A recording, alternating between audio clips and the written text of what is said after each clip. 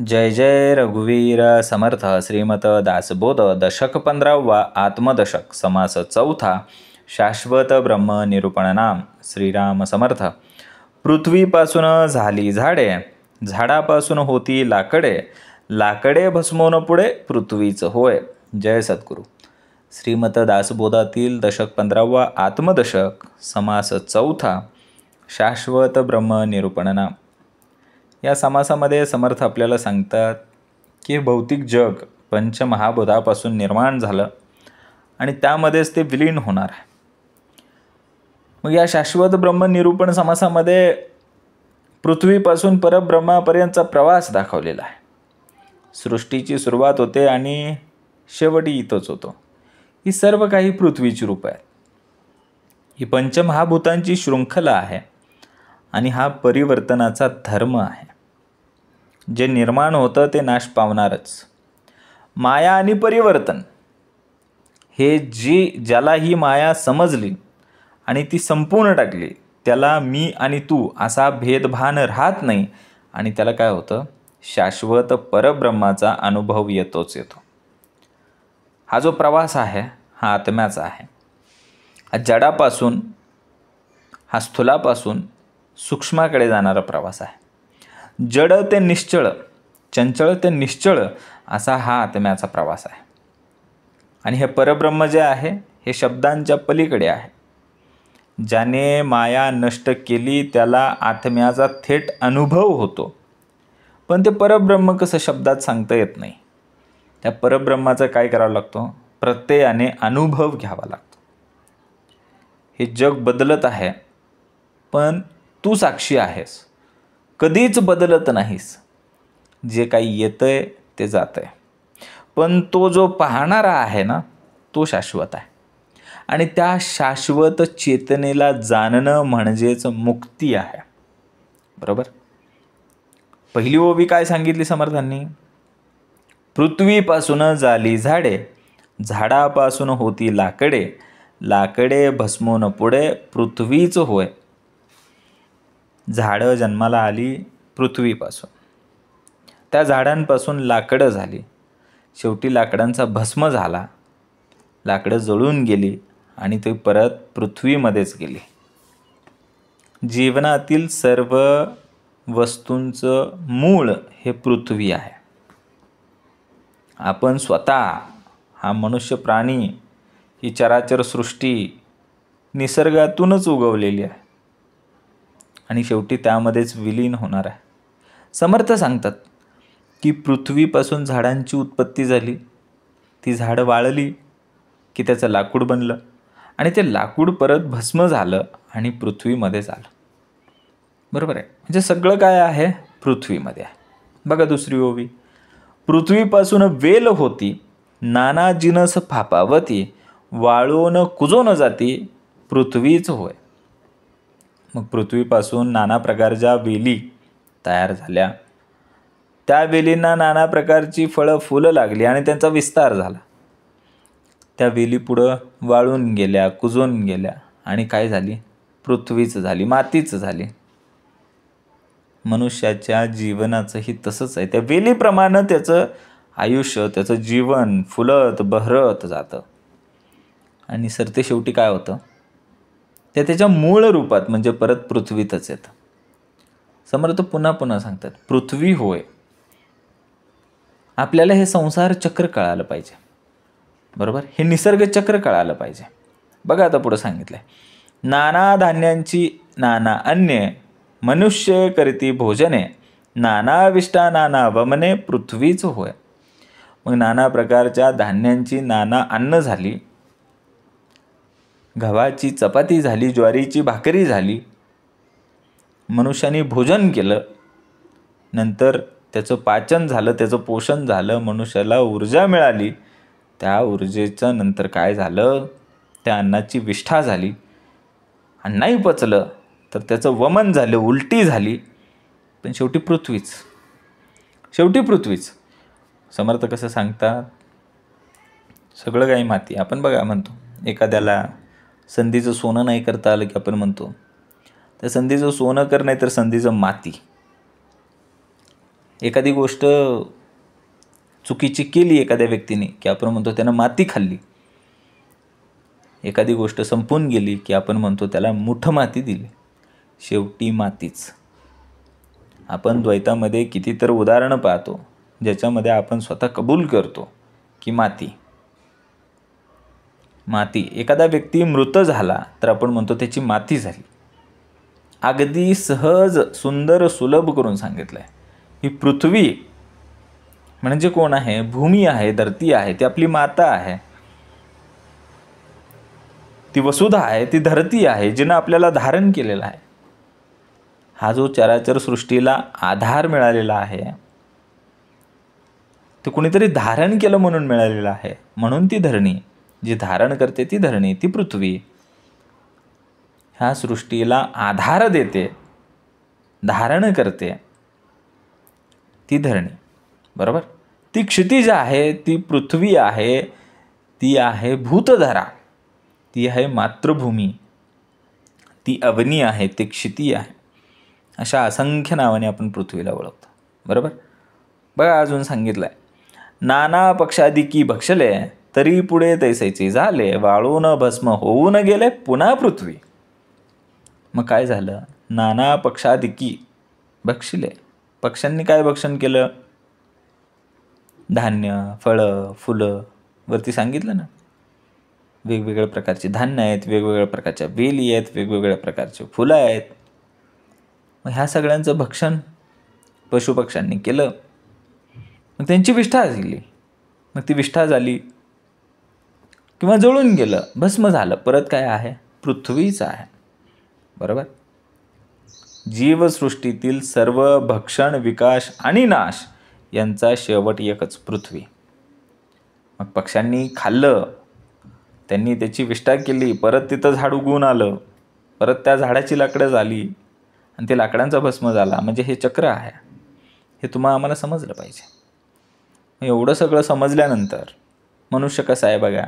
मनुष्य मरताचं ऐका, क्रिमी भस्म का मृत्तिका, ऐशा काया पडती अनेका, पुढे पृथ्वी.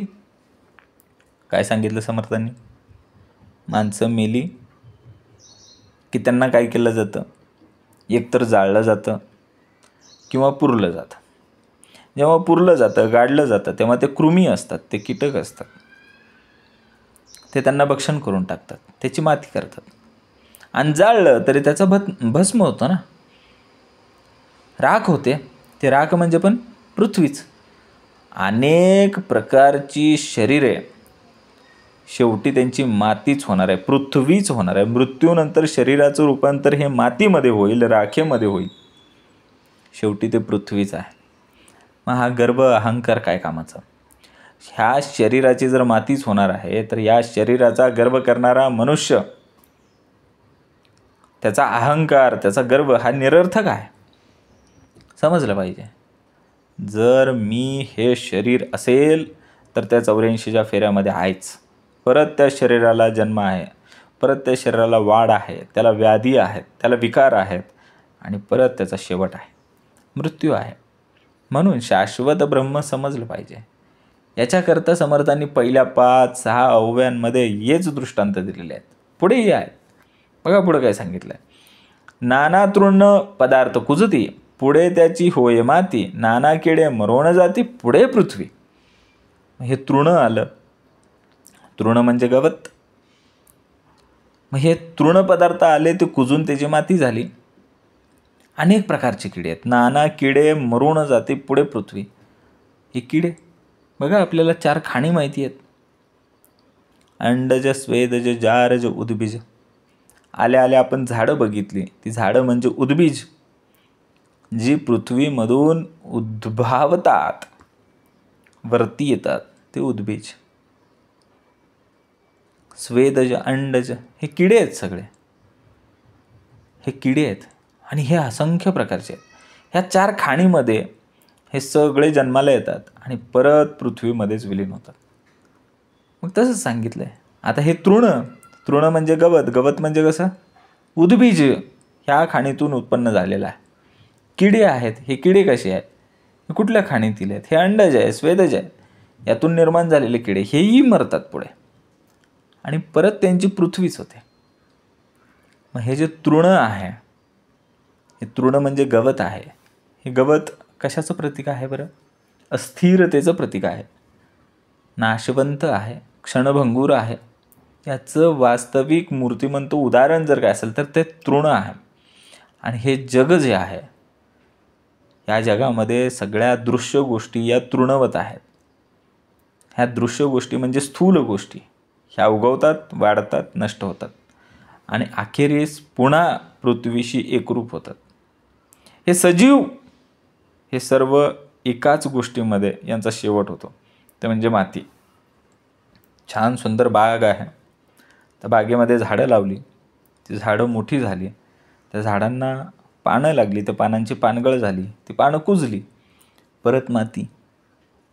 बरोबर. एखादं गवत आलं, आता बघा हिरवगार सगळीकडे आहे, पावसाळा झालेला आहे, छान सुंदर हिरवाई नटलेली आहे.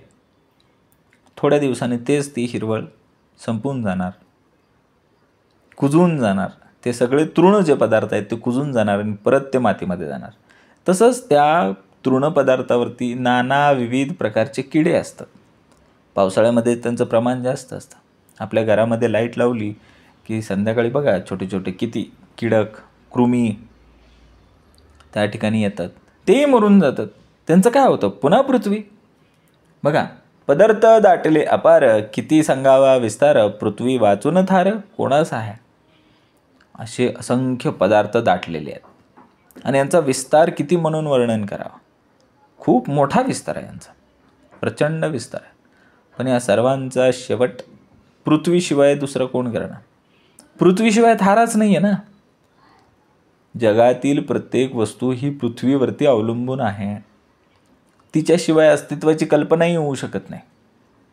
मनुष्य, अन्न, वस्त्र, निवारा कुठून येत आहे? समर्थांनी आल्या आल्या सांगितलं, नाना बीज, नाना अन्न, नाना धान्य, हे तुमचं अन्न, वस्त्र, निवारा या मूलभूत गरजा कुठून आल्या? पृथ्वीतूनच आल्या. अन्न तिथूनच आलं, वस्त्र तिथूनच आली आणि निवारा कुठं बांधलाय? पृथ्वीवरच हा सगळा पसारा मांडलाय ना. एवढं पदार्थ दाटिले अपार, किती सांगावा विस्तार, पृथ्वी वाचून थार कोणाच आहे. पृथ्वीशिवाय आपल्याला कुणीच थारा देणार नाही. अहो, तुम्ही आम्ही जेव्हा आपल्या घराचं बांधकाम करतो, त्या बांधकामामध्ये जेव्हा आपण घरामध्ये इलेक्ट्रिसिटीचं काम करतो तेव्हा आपण अर्थिंग करतोच की. अर्थिंग म्हणजे काय? जमिनीमध्ये तो जास्तीचा करंट आपण सोडून देतो. कोण धारण केलं तुमच्या आमच्या घराला? त्या विजेच्या धोक्यापासून कुणी वाचवलं? पृथ्वी. बरोबर. अन्न, वस्त्र, निवारा सगळं पृथ्वीकडूनच येत आहे. बघा पुढं सांगितलंय अजून, झाड पाले आणि तृण, पशु भक्षिता होते सेन, खात मूत भस्म मिळवण पुन्हा पृथ्वी. झाड, पाला, पाचोळा, हे गवत, हे कोण भक्षण करतं? पशु. गाई, म्हशी, शेळी, मेंढी याचं भक्षण करतात. त्याचं शेण होतं, त्याचं खत तयार होतं, त्याचं मूत्र तयार होतं आणि नंतर सगळं काय होतं? पृथ्वी. पण याच्यामध्ये हे जे निसर्गचक्र आहे, हे जे रूपांतर आहे, ह्याच्यामध्ये एक छान असं सुंदर संकल्पना आहे बघा. झाड, पाला, तृण जमिनीतून आलं, पशुपक्ष्यांनी खाल्लं, त्याचं काय झालं? शेण झालं. ते शेण परत कशात आलं? पृथ्वीमध्ये आलं. पण हे सगळं होत असताना सुपीकता वाढली जमिनीची. तेच खत तुम्ही आम्ही पुन्हा पुन्हा वापरतोय. आपण एका चक्रामध्ये आहोत, हे समजतंय का? आपण एका रूपांतरित, पृथ्वीचं हे रूपांतर आहे. तृण कुठून आलं? झाड कुठून आलं? पाला कुठून आला? पृथ्वीतून आला. खाणारा जो पशु आहे तो कुठून आला? पृथ्वीतून आला. त्यानं भक्षण केलं, मग ते सगळं त्याचं मलमूत्र कुठं जाणार आहे? पृथ्वीमध्येच जाणार आहे. आणि हे अत्यंत सुंदर आहे, हा सृष्टीचा परिपाठ आहे. पण याच्यामध्ये तेच खत, तेच विष्ठा, तेच मूत्र काय करतात? जमिनीची म्हणजे त्या पृथ्वीचीच सुपीकता वाढवतात.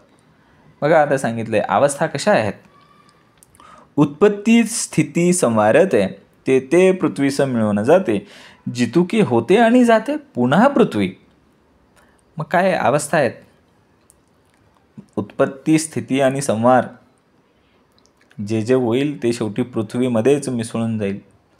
जितके उपजते आणि नाश पावते पुन्हा पृथ्वी, पुन्हा माती. सृष्टीचं निर्मिती झाली, सृष्टीचं पालन पोषण झालं, सृष्टीचा संहार झाला, सगळं पृथ्वीमध्येच आहे. मनुष्य जन्माला आला, आयुष्यभर जगला, नंतर मृत्यू पावला. ह्या तिन्हींचं मूळ एकच, निसर्ग. बघा, नाना बीजांच्या राशी विरढोने लागती गगनासी, पुढे शेवटी पृथ्वीसी मिळवून जाते. अनेक नाना विविध प्रकारच्या बियांच्या राशी आहेत, त्या उगवल्या आणि त्यांची वाढ होत गेली. किती गगनापर्यंत भिडू लागल्या त्या. उंचच उंच चाललं. ॲमेझॉनचं जंगल उंचच चाललं आहे. पुढे शेवटी पृथ्वीशी मिळवून जाते. काय झालं शेवटी? ते एवढं उंचावलेलं झाड, ते गगनाकडे झेपावलेलं झाड, कधी ना कधी त्या झाडाचं लाकूड होणार, लाकडाचा भस्म होणार आणि परत पृथ्वी. सगळं पृथ्वीवरती अवलंबून आहे. ते झाड आम्हाला सांगतंय, कितीही उंच गगनासी विरडोन लागती गगनासी. एवढं गगनचुंबी ते झाड असलं तरीसुद्धा त्याची मुळं मात्र त्याच्या मूळ असलेल्या तत्वाशी म्हणजे पृथ्वीशी जोडलेली आहे. हे आम्हाला समजलं पाहिजे. शेवटी आपली मातीच होणार. बघा पुढं सांगितलंय, लोकनाना धातू पुरिती बहुता दिवसा होय माती, सुवर्ण पाषाणाची गती तैसेची आहे. लोकांनी काय केलं, नाना प्रकारचे धातू पुरून ठेवले. चोरा चिलटाच्या भीतीने सोनं चांदी काय केलं, पुरून ठेवलं. पण दीर्घकाळ झाला, खूप वेळ उलटल्यानंतर त्याची मातीच झाली. सोनं असो की पाषाण, सर्वांची अशीच गत होणार आहे. बरोबर आहे का? मग माणसाला काय वाटतं, सोनं मी निर्माण केलं, मूर्ती मी घडवली, पाषाणातून शिल्प मी घडवलं. पण निसर्ग सांगतो की काळाच्या पुढं सगळं काही मातीतच मिसळणार. कितीही सुंदर इमारत उभा केली तरी ठराविक काळानंतर, काळाच्या ओघामध्ये ती इमारत नंतर काय होणार आहे, अवशेषच बनून राहणार आहे आणि तिची काय होणार आहे, मातीच होणार आहे. मातीचे होते सुवर्ण आणि मृत्तिकेचे होते पाषाण, महाअग्निसंगे भस्मोन पृथ्वीच होय. मातीचेच सुवर्ण होते, मातीचेच पाषाण होते आणि मोठ्या प्रलय अग्नीने हे सगळं भस्म होऊन जाते आणि परत पृथ्वी तत्वातच येते. या मातीतूनच धातू तयार केले. बघितलं ना आपण काय केलं, लोकांनी ते नाना धातू पुरून ठेवलं. कुठं? मातीत. ते सोनं कुठून आलं? मातीतून. लोकांनी काय केलं, पुरलं मातीतच पुन्हा. हे चक्र आहे. हे आम्हाला समजलं पाहिजे. लोकांनी सोनं पण मातीतूनच काढलं, पाषाण पण मातीतूनच काढलं. मग ह्या दोन्ही गोष्टी अग्निसंगे आल्या आणि भस्म झाल्या, पुन्हा पृथ्वी. बरोबर? मातीपासून धातू तयार झाला, पण तो अग्नीच्या संपर्कात आला की तो सुद्धा राख बनतो, पुन्हा पृथ्वी. बघा, सुवर्णाचे जर होती, जर शेवटी कुजून जाती, रस होऊन वितुळते, पुन्हा पृथ्वी. सुवर्णापासून, सोन्यापासून जर तयार होतो, पण तोही शेवटी कुजून जातो. अग्नीने वितळून रस बनवून परत पृथ्वी तत्वातच रूपांतरित होतो. कुठलाही मौल्यवान धातू हा शेवटी नाश पावतोच. निसर्गात काहीही शाश्वत नाही. सोन्याचा अलंकार सडत नाही असं आपल्याला वाटतं, पण कालांतराने तोही वितळतो आणि वितळून पुन्हा पृथ्वीमध्ये सामावतो. हे चक्र आहे.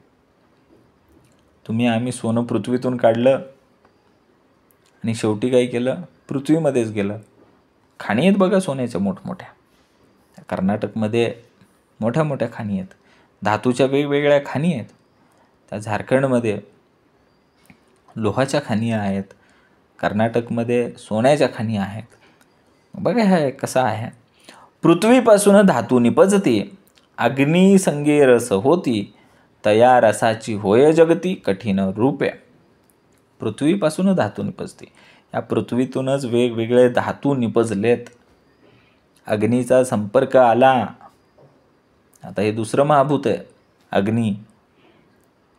मग त्याच्यामध्ये ते संपर्कात आलं आणि त्याचा रस झाला. बघा, एखादा धातू घेतला की त्या धातूला विशिष्ट आकार देण्याच्यासाठी त्याला तापवावं लागतं. अग्नीच्या संपर्कामध्ये आल्यानंतर त्याचा रस होणार आणि त्या रसाचा विशिष्ट आकार घेऊन परत ते कठीण होणार. परत पृथ्वीपासून धातू, अग्नीपासून त्याच्यामध्ये जीवन आणि त्या रसातून कठोर पदार्थ तयार होतो. सृष्टीची ही शृंखला आहे.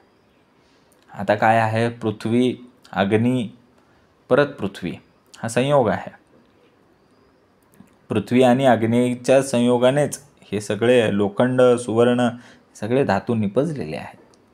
बघा, आता तिसरं तत्व, नाना जळासी गंधी सुटे, तेथे पृथ्वीचे रूप प्रगटे, दिवसेंदिवस जळ आटे पुढे पृथ्वी. आता तिसरं तत्व आलं, जल आलं. मग ह्या जळ तत्वाला काय आलं आहे? गंध आलेला आहे. बघा, येतो पाण्याला वास येतो, कधी कधी दुर्गंधी येते, सुगंधी पण येते. गंध आहेत ते. सुगंध असू दे, दुर्गंध असू दे, गंध आहे. नाना जळासी गंधी सुटे, तेथे पृथ्वीचे रूप प्रगटे, दिवसेंदिवस जळ आटे पुढे पृथ्वी. मग ह्या वासयुक्त अशा, गंधयुक्त अशा जलाला पृथ्वीचेच एक रूप प्रकट होत आहे. जसं दिवस पुढे पुढे सरतील तसं तसं ते जल आटत जाईल आणि नंतर काय उरेल? पृथ्वी. नदी कोरडी पडते की कधीतरी, बरोबर? मग हे पाणी जे आहे हे पृथ्वीचंच रूप आहे. बघा आता, पत्रे पुष्पे फळे येती, नाना जीव खाऊन जाती, ते जीव मरता जगती नेमस्त होय. पृथ्वीवरती काय आहेत? पत्र आहेत. पत्र म्हणजे काय? पान. पुष्प म्हणजे काय? फूल, फळं. पान, फूल, फळं ही आली. ह्यांना खाऊन नाना जीव जगले आणि नंतर ते जीव मरून गेले. ते निश्चितपणे त्यांची मातीच होणार आहे. बरोबर आहे का? झाडं फळ देतात, प्राणी ते खातात, नंतर झाडंही मरतं, प्राणीही मरतं आणि यातून मातीला पोषण मिळतं. हा जीवनाचा परिपूर्ण आवर्तन चक्र. एक आवर्तन पूर्ण झालं ना. हे झाड कुठून आलं? मातीतून. फळ कसं लागलं? मातीतून. त्या झाडांनी पाणी शोषून घेतलं, त्याला लागणारे सगळे सत्वगुण, त्याचे पोषण तत्व त्या झाडांनी बरोबर त्या मातीतूनच, त्या पृथ्वीतूनच शोषून घेतले, म्हणून ते फळ लागलं. त्या फळाला खाणारा जीव पण मातीतूनच जन्माला आलेला.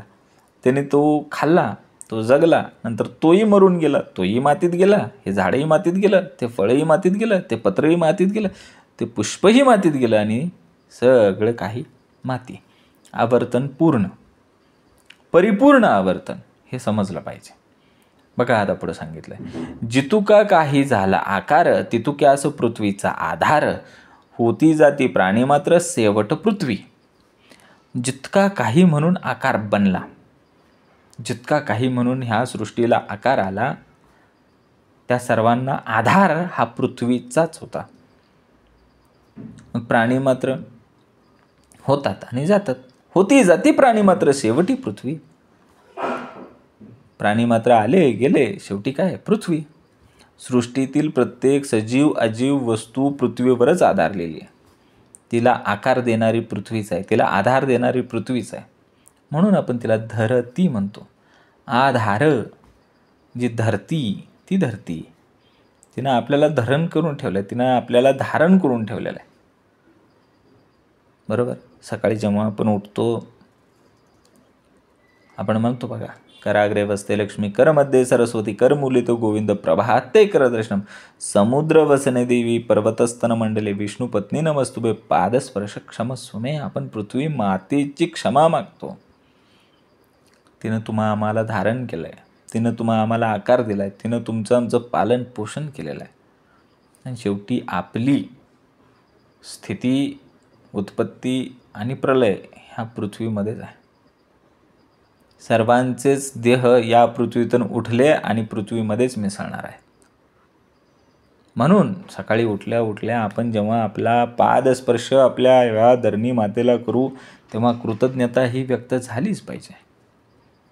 बघा, हे किती म्हणून सांगावे, विवेके अवघेची जाणावे, खाजणी भाजणीचे समजावे, मूळ तैसे. किती म्हणून सांगावं, किती म्हणून सांगावं पृथ्वीची माते, याचं वर्णन तरी किती करावं. पण मनुष्याने विवेकाने सर्व काही समजून घ्यावं. ही उभारणी आणि संवारणीचे मूळ जाणीवेने जाणून घ्यावं. हे सांगूनही संपणार नाही. कारण विवेकी मनुष्य जाणतो की या सर्वांचं मूळ एकच आहे. ते मूळ काय आहे? ते मूळ काय आहे? तेच परब्रह्म आहे, तेच शाश्वत आहे. बघा आता पुढं, आप आळून पृथ्वी झाली, पुन्हा आपीच विराली, अग्नियोगे भस्म झाली मनोनिया. आप म्हणजे जल, जल म्हणजे जळ, आटून पृथ्वी झाली, पाणी आटलं पृथ्वी झाली. आता ही पृथ्वी पुन्हा काय होणार आहे? आपण म्हणतो जगबुडी आली, जगबुडी आली. चाललंय ना, समुद्राची पातळी वाढत चालली आहे ना. मग पुन्हा पृथ्वी आता काय होणार? जलांनी विस्तारणार, जलामध्ये ती विरघळून जाणार. आहे ना, सृष्टीचं चक्र आहे, शृंखला आहे. आप आटून पृथ्वी झाली, जेव्हा पृथ्वीवरती खूप मोठ्या प्रमाणावरती पाणी होतं, 100% पाणी होतं, त्यातलं काही पाणी कमी झालं म्हणून जो काही वरती भाग आला ती पृथ्वी झाली. तरीही पृथ्वीवरती अजूनही जलाचं प्रमाण हे 70-71% आहे. उरलेली काय आहे? 29-30% जमीन आहे फक्त, बाकी सगळं पाणी आहे.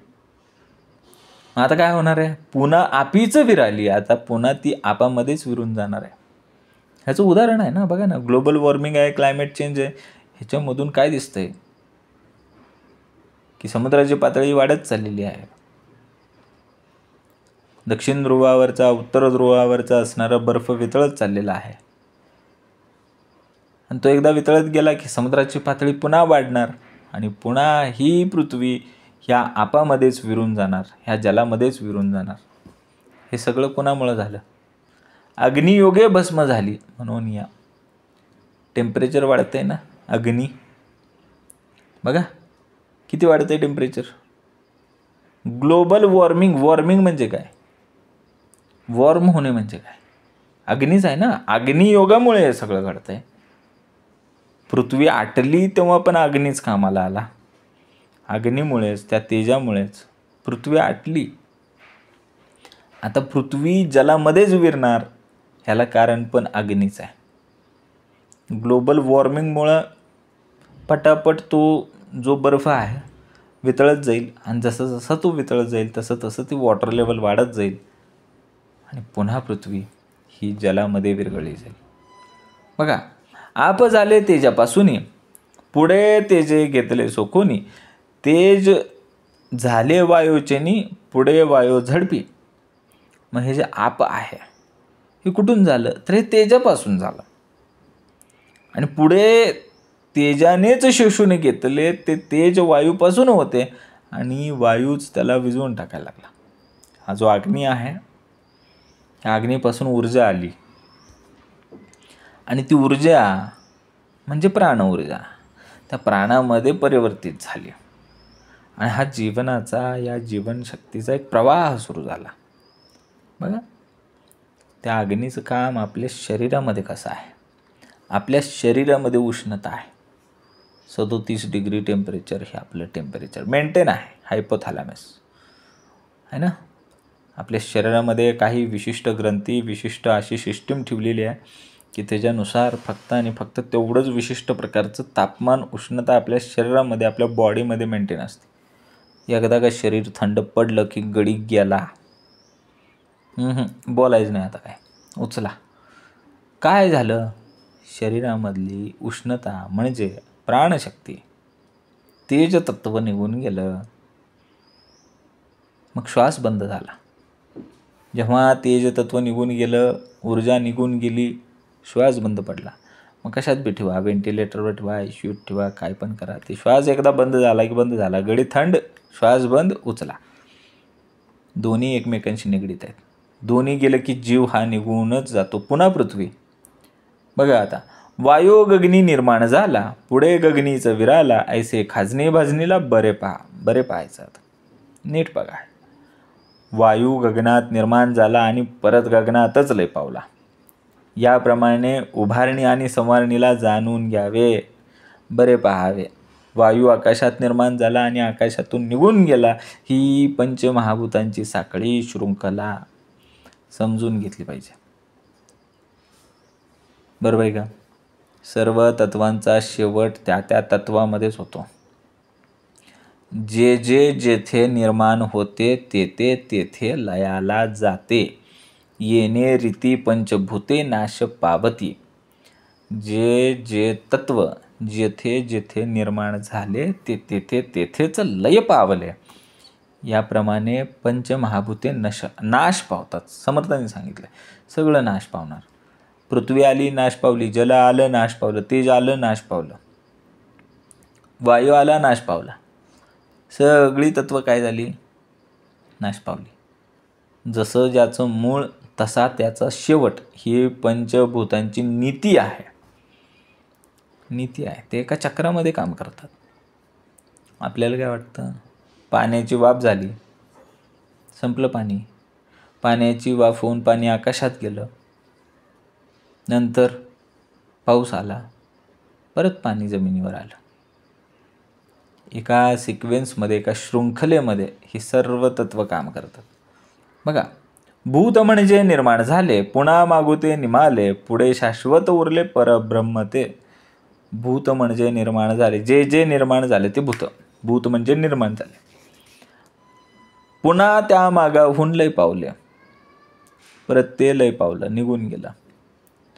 पुढे फक्त शाश्वत परब्रह्म उरलेला आहे. मग ते शाश्वत परब्रह्म कसा आहे? अपरिवर्तनीय आहे. त्याच्यामध्ये कुणीही परिवर्तन करू शकत नाही. भूत म्हणजे जे जे निर्माण झाले ते नष्ट झालं की उरतं ते फक्त आणि फक्त एकच अस्तित्व, ते म्हणजे परब्रह्म, शाश्वत, अपरिवर्तनीय. आपल्या समासाचं नावच आहे शाश्वत परब्रह्म. ते परब्रह्म जो कळेना, तो जन्म मृत्यू चुकेना, चत्वार खाणी जीवन होणे घडे. ज्याला परब्रह्माचं ज्ञान नाही तो या जन्म मृत्यूच्या चक्रात अडकणारच, चुकणार नाही त्याला. ते परब्रह्म जो कळेना, तो जन्म मृत्यू चुकेना, चत्वार खाणी जीवनाना होणे घडे. मग त्या परब्रह्माचं ज्ञान आम्हाला झालं तरच काय आहे? मुक्ती आहे. पण आता झालंय कसं? मी हे शरीर आहे असंच वाटतं, मग परब्रह्माचं ज्ञान होणार नाही. आणि मीच हे शरीर आहे जर असं वाटत असेल तर पुन्हा पुन्हा त्या शरीराला जन्म घ्यावा लागतो. पण ज्याला कळालं की मी हा आत्मा आहे तो मुक्त आहे. ते परब्रह्म जो कळेना, तो जन्म मृत्यू चुकेना, चत्वार खाणी जीवन होणे घडे. ह्या चत्वार खाणीमध्ये, या चार खाणीमध्ये, श्वेदज अंडज जारज उद्बीज, या चार खाणींमध्ये सतत सतत सतत जन्म मृत्यू जन्म मृत्यू जन्म मृत्यू असाच त्या शरीराला पुन्हा पुन्हा जन्म घ्यावा लागतो, मृत्यू घ्यावा लागतो. पण जेव्हा त्याला समजेल की मी आत्मा आहे, आणि हे समजण्यासाठी जो विवेक लागतो, जो जाणीव लागते, त्या मनुष्य देहाला. हाच फरक आहे. 84 लक्ष जीव योनी आणि आपल्यामधला फरक आहे. मनुष्य योनीमध्ये जन्म घेतल्याच्या नंतर जाणीव आहे, विवेक आहे, परा आहे, पश्यंती आहे, मध्यम आहे, वैकरी आहे. चार मुक्त्या आहेत, मोक्ष आहे. हे फक्त आणि फक्त मनुष्यालाच आहे. मग ते परब्रह्म एकदा समजून घेतलं की हा जन्म मृत्यूचा फेरा चुकतो, या चत्वार खाणीत जीव अडकत नाही.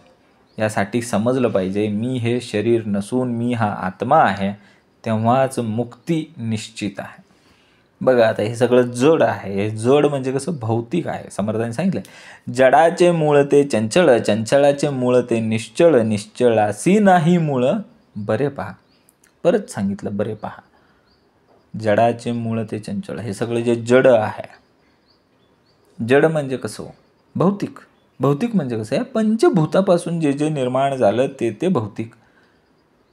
भौतिकशास्त्र, फिजिक्स आहे ना, म्हणजे जे जड आहे त्याचं शास्त्र आहे ते. ह्याचं मूळ काय आहे? ह्या जडाचं, या भौतिकतेचं मूळ काय? ते चंचल आहे, ऊर्जेवर चालतं ना. E=mc². E for energy, M for mass and C for the speed of light. 2.98 × 10 बरोबर आहे का? चुकलं असेल तर कमेंट करून सांगा. या जडाचं, ह्या भौतिकतेचं जर काही मूळ असेल तर ते चंचल आहे, ऊर्जा आहे. पण ह्या चंचलाचं मूळ काय? मग त्या ऊर्जेचं मूळ काय?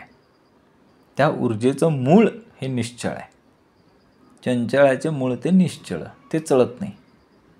मग निश्चळाशी नाही मूळ, मग त्या निश्चळाला काही मूळ नाही बरं का, ते स्वतःच मूळ आहे. क्रम लक्षात घ्या. जडाचं मूळ चंचळ, चंचळाचं मूळ निश्चळ, आणि निश्चळाला मात्र मूळ नाही. ते परब्रह्म शाश्वत आहे, तिथूनच सगळ्याची उत्पत्ती आहे. ते साक्षी आहे. हे सगळं जे चाललंय ना, या चळाचं, या चंचळाचं, जडाचं, हा जो काही खेळ चाललेला आहे, ही जी पंचमहाभूतांची शृंखला आहे, ह्या सगळ्याचा साक्षी कोण आहे? ते परब्रह्म आहे, आणि ते मूळ आहे. उगमाकडे जाण्याचा आपला प्रयत्न असला पाहिजे, त्या मुळाकडे जाण्याचा प्रयत्न असला पाहिजे. बरोबर? पुन्हा एकदा ही ओवी घेऊ. जडाचे मूळ ते चंचळ, चंचळाचे मूळ ते निश्चळ, निश्चळाशी नाही मूळ बरे पहा. ह्या सगळ्या जड गोष्टींचं मूळ हे चंचळ आहे, या चंचळाचं मूळ हे निश्चळ आहे, आणि या निश्चळाला कुठलंही मूळ नाही आहे. बघा, पूर्वपक्ष म्हणजे झाले, सिद्धांत म्हणजे निमाले, पक्षातीत जे संचले परब्रह्म ते. ह्या जगतामध्ये, जगत म्हणजे ज्याला गती आहे ते, हे जगतामध्ये झाले असे ते सत्य आहे, हा पूर्वपक्ष. जगत झालं, बरोबर, हे जग निर्माण झालं, हे सत्य आहे ना, हा पूर्वपक्ष झाला. पण आणि हे मिथ्या आहे, हा सिद्धांत आहे. नाही कळालं? पुन्हा ऐका, पुन्हा श्रवण करायचं. हे जगत झालंय, जगत निर्माण आहे, हे सत्य आहे की, पण हा पूर्वपक्ष आहे. पण हे जगत निर्माण झालं आहे, ही मिथ्या आहे, हा सिद्धांत आहे. आणि या दोन्ही पक्षाहून जे अलिप्त आहे, जे कधीच झाले नाही, आले नाही, गेले नाही, आटले नाही, विरले नाही, भस्मले नाही, असं ते परब्रह्म कसं आहे? ओतप्रोत संचलेले आहे. ते पक्षातीत आहे, ते पूर्वपक्षातही नाही आहे आणि कुठल्याच पक्षात नाही, ते अपक्ष आहे. ते परब्रह्म आहे. बघा, एखादी लाट येते समुद्रामध्ये, दुसरी लाट येते, तिसरी लाट येते, ह्या लाटा निर्माण होतात, पुन्हा समुद्रात विलीन होतात. तशी ही सृष्टी निर्माण आणि प्रलय याच्या पलीकडे, पण तो समुद्र कन्सिस्टंट आहे. समुद्र इज परमनंट, समुद्र इज शाश्वत. लाटा आल्या गेल्या, पांढरी लाट, छोटी लाट, मोठी लाट, सुनामीची लाट, अशा अनेक लाटा आल्या आणि गेल्या, पण त्या समुद्रामध्येच विरल्या. तसा तो समुद्र शाश्वत आहे ना, तसा तो परब्रह्म शाश्वत आहे. हे कितीही काहीही ह्या सगळ्या पंचमहाभूतांच्या भौतिक जगात झालं तरी त्याला फरक पडत नाही. मग हे कसं जाणायचं? हे प्रचितीने जाणावे, विचारे खुणेसी बाणावे, विचारे वीन सेनावे, तोची मूर्ख. मग काय सांगितलं आहे? हे प्रचितीने जाणून घ्या, हे अनुभवाने जाणावे, आणि निरंतर अनुसंधान करून याची खूण बांधून घ्यावी. विचार न करता शिनत राहावे, हा शुद्ध मूर्खपणा आहे. समर्थ आपल्याला सांगतात की हे तत्व स्वानुभवाने, विवेकाने समजून घ्यावं. विचारच नाही केला, डोकं लावलंच नाही, विचार न करता ते मांडलं तर ती अंधश्रद्धा आहे, ते मिथ्या आहे. यासाठी फक्त ऐकून घेणं, श्रवण करणं पुरेसं नाही, तर ते अनुभवलं पाहिजे. ते ध्यानाने अनुभवलं की त्याचं ब्रह्मज्ञान प्राप्त होतं. समर्थांनी इथं शब्द वापरला आहे, हे प्रचितीने जाणावे, जाणीव करून घेतली पाहिजे. आपण नेणिवेमध्ये आहोत, प्रवास आहे आपला, जाणीवेकडे जाण्याचा प्रवास आहे, नेणिवेकडून जाणीवेकडे जाण्याचा प्रवास आहे. मग हे प्रचितीने जाणावे, विचारे खुणेसी बाणावे, विचारे वीणसी नावे, तेची मूर्खपणे. ऐकून नव्हे, अनुभवाने, सुअनुभवाने, विवेकाने समजून घ्यावं. विचार न करता मानूच नाही. आता बघा, एखादा ज्ञानी पुरुष असतो त्याचं काय होतं बघा. ज्ञानी भिडेने दडपला, निश्चळ परब्रह्म कैचे त्याला, उगाच करीतो गलबला मायेमध्ये. एखादा ज्ञानी आहे, पण तो काय झालाय, मायेच्या भिडेने दडपलाय, मायामध्ये इतका गुंतलेला आहे की आता त्याला निश्चळाची, परब्रह्माची प्राप्ती कशी होणार प्रश्न पडला. गलबला सगळा चालू आहे, मायेच्या गलबल्यामध्ये अडकलाय तो. ज्याचे मन मायेमध्ये गुंतलेले आहे त्याला निश्चळ ब्रह्माचा अनुभव होणारच नाही. सतत चिंता करत राहतोय, सतत स्पर्धा करतोय, तुलना करतोय. त्याला शांतता येईल का अनुभवता? मनामध्ये संघर्ष चालू आहे. शांतता येईल का अनुभवायला? नाही येणार. ही माया आहे हो, मायेने आम्हाला गुंतून ठेवलंय. मग ज्ञानी आहे, बरीच लोक यामध्येच आहेत. ह्या स्टेजमध्ये खूप लोकांचा समावेश होतो. ज्ञानी आहे पण मायेमध्ये दडपलाय. त्याला कळतंय की माया आहे आणि आता ह्यातून बाहेर पडलं पाहिजे, पण तो पडू शकत नाही. तो मायेमध्ये दडपलाय. ज्ञानी भिडेने दडपला, निश्चळ परब्रह्म कैचे त्याला. ते निश्चळ परब्रह्म कसे कळणार त्याला? उगाच करीतो गलबला मायेमध्ये, आणि सगळा गोंधळ घालून ठेवलाय मायेमध्ये. शांततेचा अनुभव नाही होणार, परब्रह्म नाही समजणार.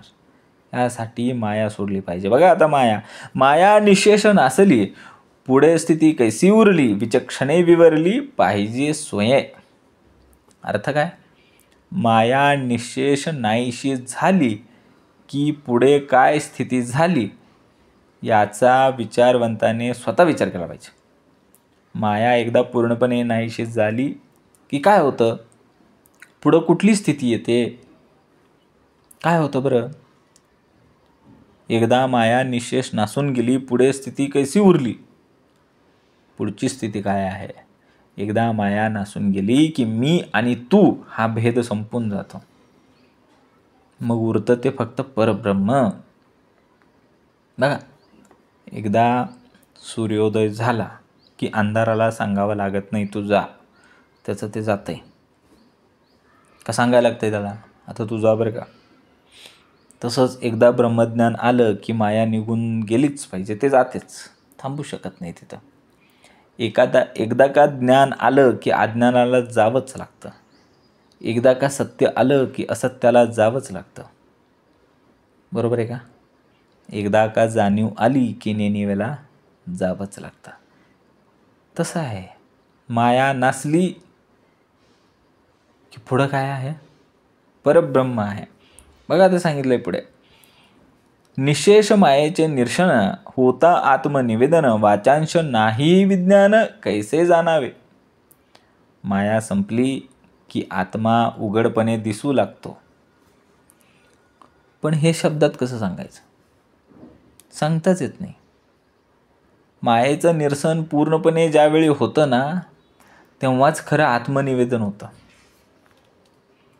सांगितलं ना, निशेष मायेचे निरसन, होता आत्मनिवेदन, वाचांश नाही विज्ञान कैसे जाणावे. मायेचं निरसन झालं की आत्मनिवेदन होतं, त्यावेळी शब्द उरत नाहीत. त्या विज्ञानाचे दुजेपण ज्ञान कसे व्हावे? जसं आपल्याला एकदा का माया निघून गेली आणि आत्मनिवेदन झालं, ते आता आत्मा उघडपणे दिसू लागला, पण शब्दातच सांगता येईना. गुळ गोड आहे, कसं सांगायचं? त्यासाठी आत्मानुभव, अनुभव घ्यावा लागतो. स्वानुभवातून अनुभवायच्या गोष्टी आहेत त्या. बघा, लोकांचे बोली जो लागला तो अनुमानेच बुडाला, या कारणे प्रत्ययाला पाहिलेच पाहिजे. मग लोकांच्या बोलण्याने विचलित होणं हे उचित नाही आहे. लोकांच्या बोलण्यावर, तर्कावरती विश्वास ठेवणं हे आपल्याला गोंधळातच पाडतं. संभ्रम आहे तो, अनुमान आहे ना, नुसते तर्कावर तर्क आहेत. लोकांचे बोली जो लागला तो अनुमानेची बुडाला, बुडवून गेला, अनुमानातच बुडला. या कारणे प्रत्ययाला पाहिलेची पाहिजे. मग प्रत्यय पाहिजे, अनुभव पाहिजे. मग पुन्हा पुन्हा अनुभवाचा, प्रत्ययाचा पाठपुरावा करीतच राहिलं पाहिजे.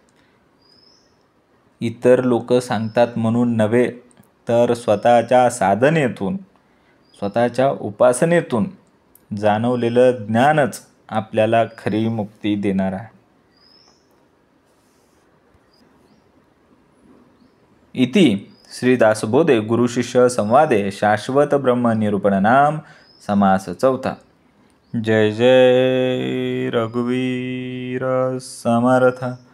ओम श्री गुरुदत्तात्रय श्रीपाद श्री वल्लभाय नमः. जय सद्गुरु.